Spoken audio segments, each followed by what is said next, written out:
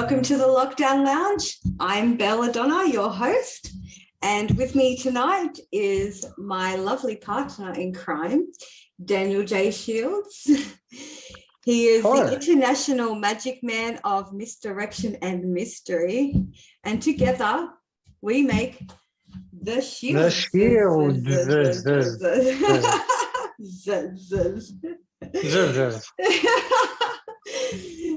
Thank you for joining me on my show.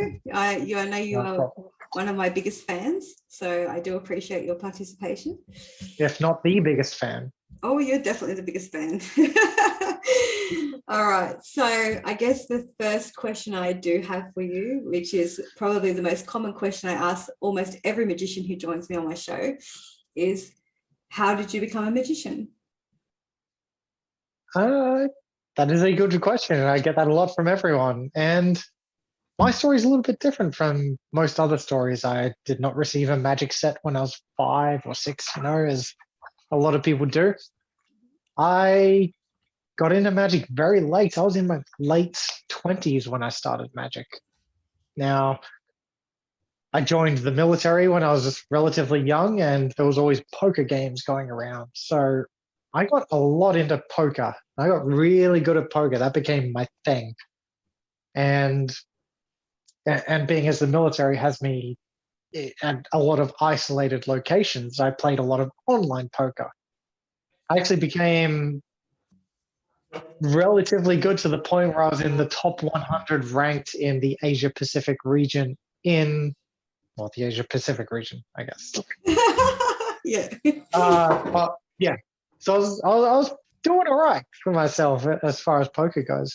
And when we were playing around the barracks and whatnot, there was always decks of cards around. So I learned a few little tricks, nothing amazing. And then life went on, and I ended up leaving the military. I went and lived overseas for a handful of years. And when I came back to Australia, I did the adult thing and moved back in with my parents when I was 30. Maybe I wasn't quite 30. I was in my late 20s at that time. Yeah. And my dad actually had a deck of cards out, and he was practicing a trick. It was a trick that, as long as you know the moves, the trick works itself out. It's one of those self-working tricks. Yeah. But that got us to talking about magic and card tricks, and we spent a bit of time practicing a few different things together.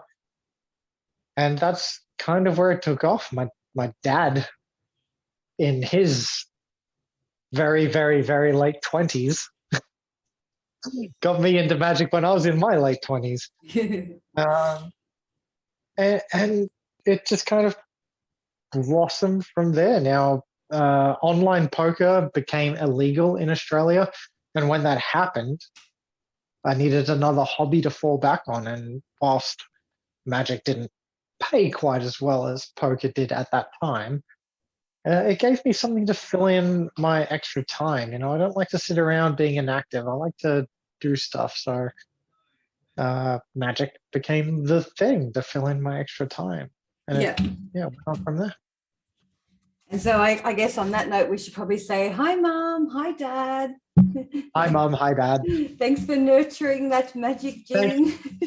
Thank you for everything. Thank you for feeding and clothing me for so many years and putting up with and still putting up with him. So in the magic realm, who inspires you the most? Well, that again is another one of those things that falls back on me to joining magic relatively late, so it took me a long time to realize who my influences were, as it probably takes many magicians. You don't start magic and go, that guy's good. So even starting in my later 20s, it took me many, many years to realize who I wanted to be like, because there's so many different types of magic out there. But the people people I've been drawn towards, I'll put it that way. People I've been drawn towards mostly are people like Dockies and Johnny Ace Palmer, the close up sort of people. I really like that style of magic, and if I could be the unwanted love child of Johnny Ace Palmer and Doc Eason. That would be amazing. But in saying that, I do love Penn and Teller. I've been fortunate enough to see their stage show in Vegas. I love Matt King. There's so many people who are so good. There is, and I think that the list of people that we admire grows with every Penguin Magic lecture. Oh, absolutely. Yeah, and and like as far as like magical inspirations go, I think that the blending of your close up parlor style magic and my illusion type magic is very unique and very promising. Like as far as a duo is concerned, like my inspirations kind of come from people like Lysander or David Copperfield, you know, which is a little bit cliche, I guess, I suppose, as far as the magic realm is concerned. But I really admire the storytelling aspects of magic and creating that spark that you felt when you were a little kid watching magic, you know. And you have the charisma to help me pull that off and bring it full fold, you know. So I do appreciate what we do as a duo as much as I appreciate what we do as a singular performer, like you and I as a solo performer in our own right. So yeah, I'm very excited. Yeah, absolutely. And the longer form magic is my favorite type of magic. I know we live in the modern age where people's attention spans are relatively limited, and TikTok and Instagram magic is the thing.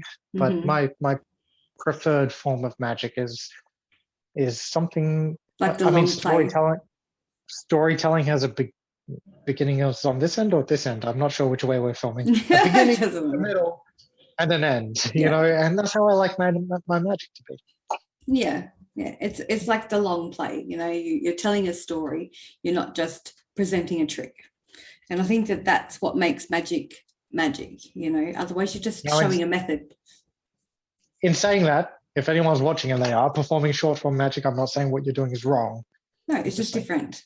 It's a different form of magic. And it's like preferring horror movies to comedy movies. You know, we can have a preference and we can all get along. There's so many different genres there. And I think the online forum is bringing more and more different genres to the performing arts world as well. So there's no good or bad or ugly. There's just different. So in saying that, with the online forum becoming more of a dominant way of presenting our art forms, how has the lockdown affected you? I am one of the very, very fortunate few magicians who can say they're a professional magician and still hold down a day job. So I'm a day jobber, as they call us. And I'm fortunate to the point where my day job has not been drastically affected by COVID. I still have my job, and I'm fortunate for that every single day. But my magic career has just fallen completely flat.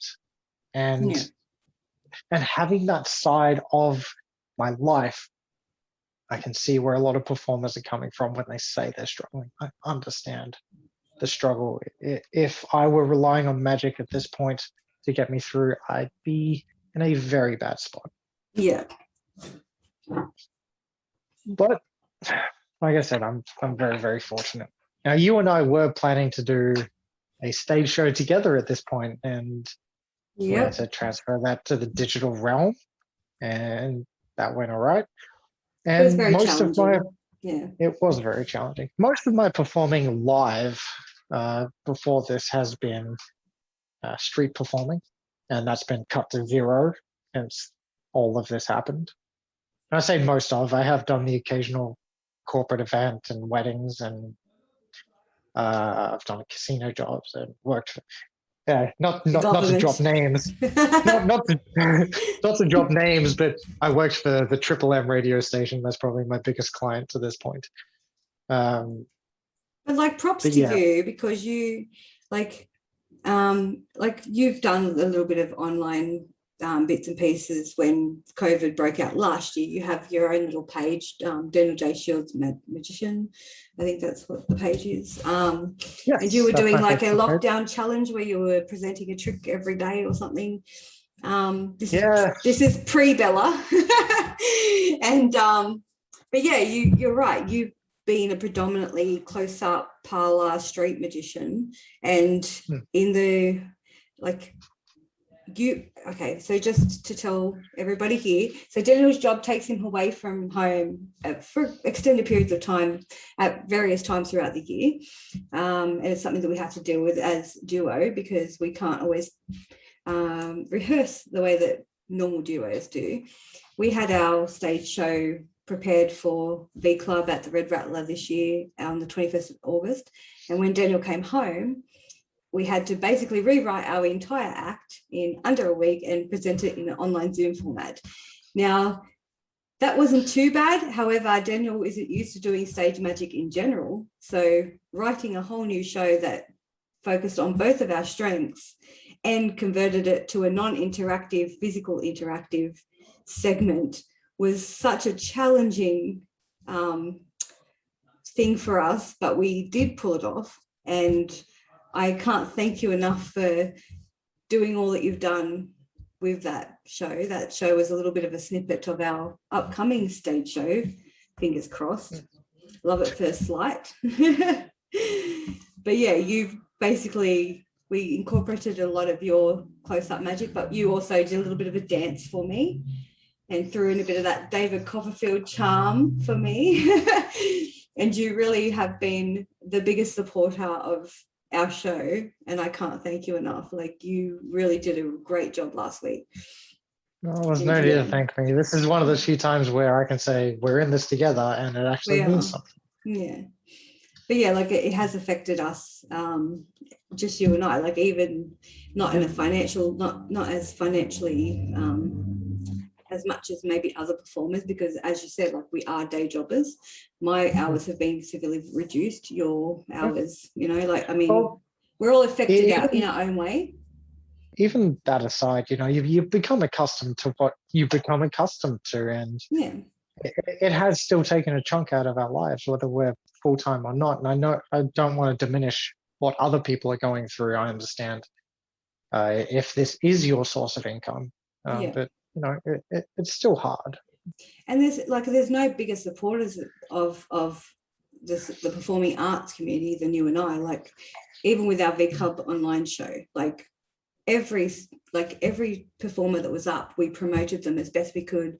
We had QR codes set up for performers to receive tips from the viewers. You know, like, we want this art community to survive. Like, this is so passionate for us. Like, it is everything to us. We have our day jobs purely because we have a child support, but beyond that, if we didn't have the teenage child support, you and I would be van lifers traveling around Australia doing our art, you know, like, so we don't want this art community to die. We will do everything in our power to support it, you know, and I think that the more we get the word out there, the better. Yeah, and on that point, like I said, we're fortunate enough to be day jobbers at this point, and we have been supporting some of our favorite artists, or not even our favorite artists. We've been supporting anyone we know who are putting on shows, whether it be online or physical or whatever.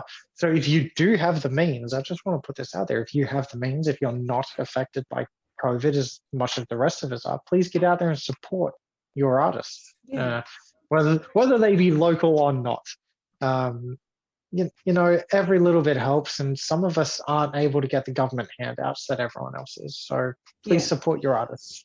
Even if it's just with a like or a share of a Facebook page, you know, like every little bit of everything helps. Absolutely. So you and I, we're very outdoorsy kind of people.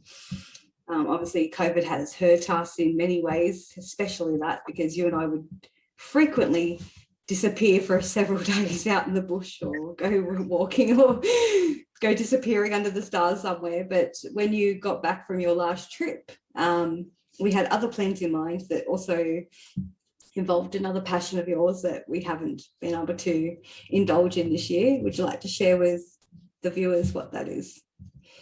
Yeah, it's copious amounts of cocaine. Oh, you mean the other thing? Yeah, the other Oh, it's the other thing. thing. Right, I'll talk about the other thing.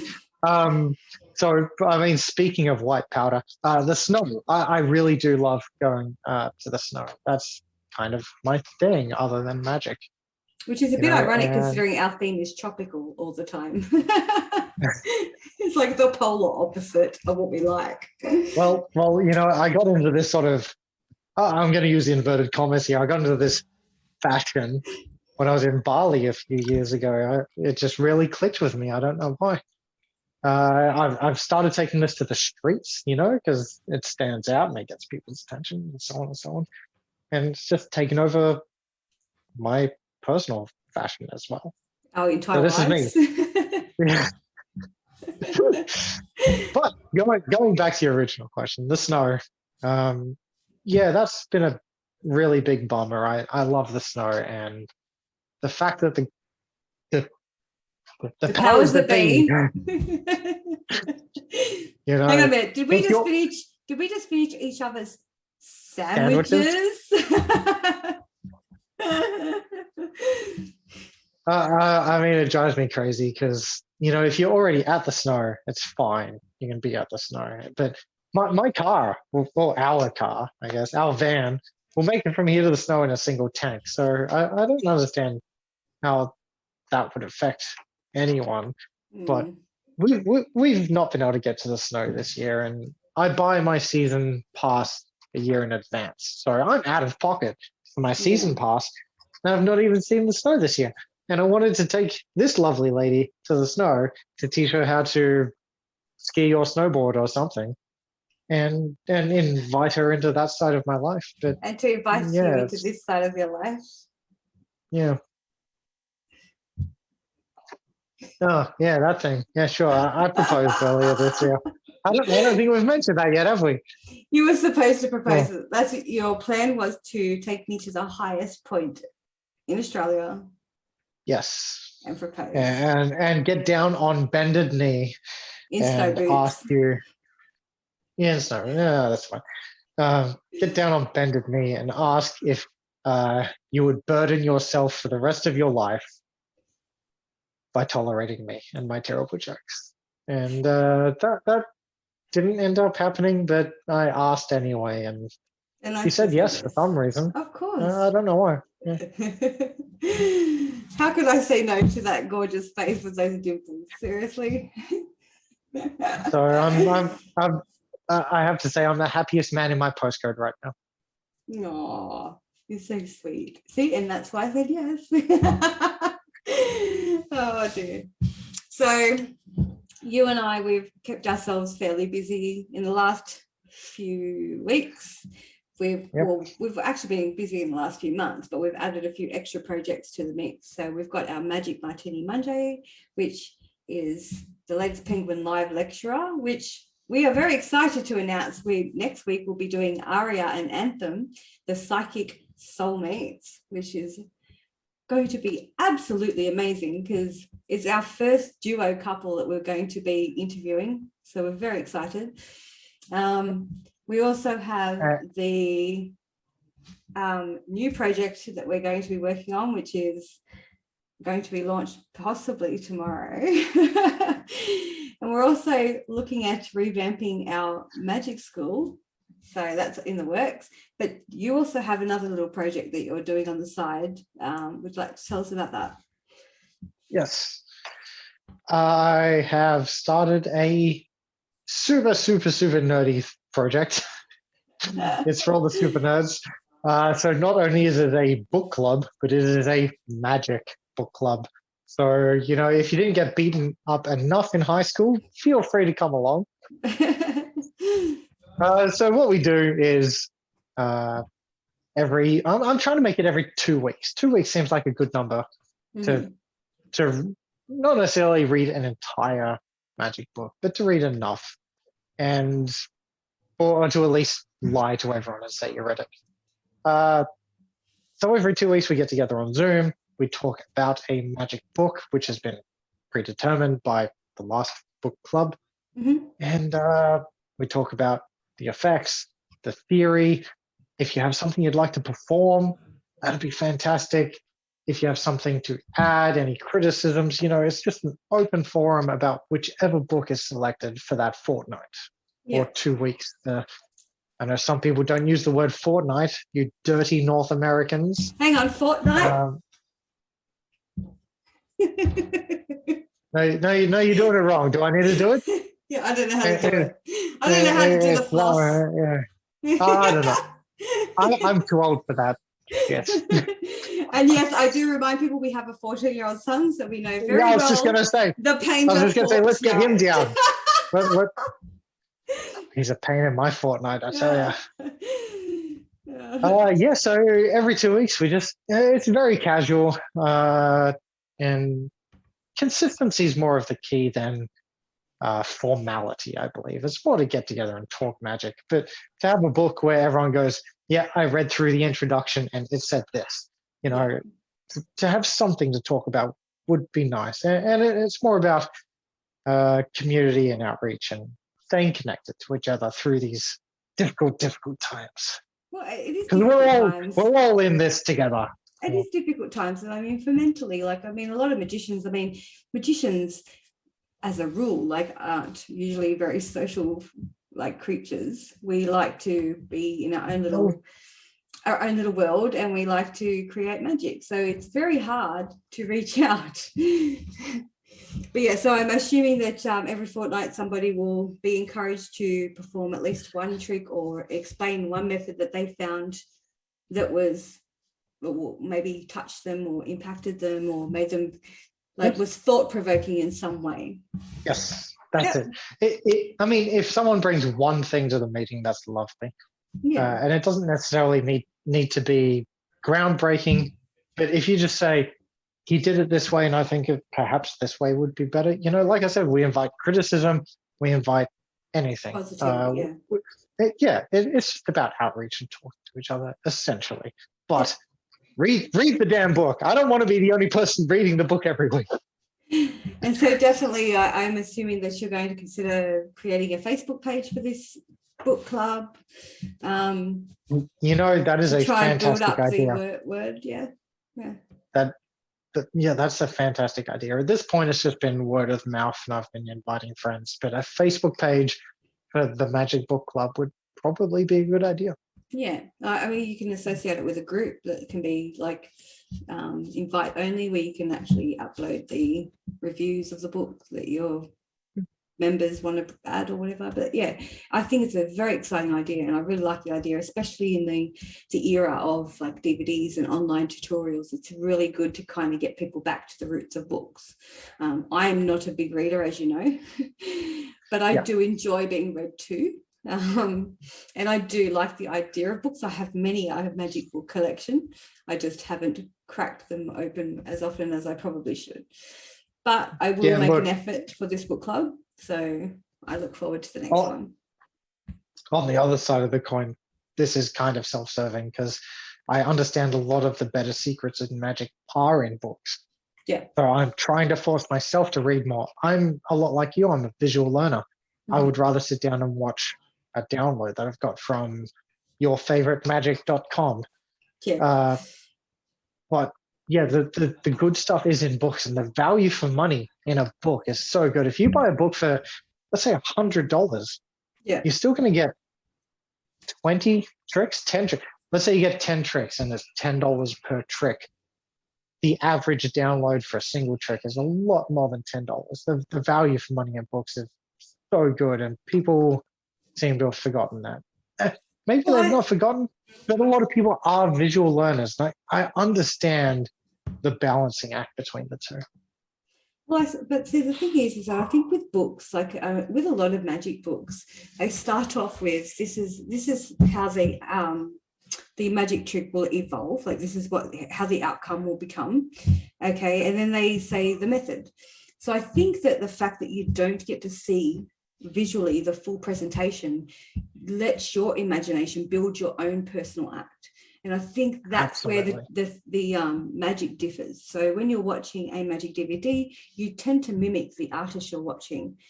when you're reading a book, you don't have that opportunity. So you are forced to take on an extra element and create a presentation in your mind from your own personality, basically. So I think that's where it differs. It's funny you bring that up, actually. One of my biggest, I wouldn't say gripes, but one of the things I don't like about magic books is sometimes when it goes, this is the effect, and they have patter, and it will tell you what you should say as you present it. I think if a lot of magic books cut that out, it'd be advantageous. Not only does it cut down the amount of reading you need to do, but it doesn't spoon feed the person how to give this trick. And I think that'd be good. Yeah, it will be good. All right. So if say one does not have access to these kind of books, where shall they look for the reading material or the sources? Well, I would it's not like never you can go to a magic book library. Or can you? I would never recommend anyone pirates any magic book material, because a lot of these artists, and they are artists, have worked hard on it. Yeah. Now, if you do want access to a lot of books for a relatively cheap fee, and not just books, but DVDs, the Australian Society of Magicians, or the ASM, they do have an annual fee. I think it's maybe $45 or less per year. And it's even cheaper for people who don't live in Melbourne, because it's a Melbourne-based magic society. Now, they have a digital library, and it's got hundreds, if not thousands of books. It's very up to date, not just books, but DVDs as well. And it works exactly the way a library works. So if you check out a book, no one else can read it. You're allowed to have it for a week, and then it automatically returns, unless you return it earlier. Yeah. But like I said, books, DVDs, and it's very up to date. They've got all the latest and greatest. They've got Steve Forte's books. They've got Johnny Thompson's books that he put out before he unfortunately passed away the other year. So, I mean, Johnny Thompson's books were like $450 US. So you have access to these for a very, very reasonable fee. Yeah. But it's under the proviso that it acts as a library. They are a little bit stringent about who joins, but they do allow international and long distance members. So if anyone's interested in getting hold of a very, very good resource for a very, very nominal fee, let me know. I will put you in touch with the person who controls this sort of thing. It is vetted. They don't just let anyone join. They will ask for your magician credentials to make sure that these secrets aren't going out to just anyone. But they want more people to join their club so that they can have more international lecturers and guests and the like. Yeah, awesome.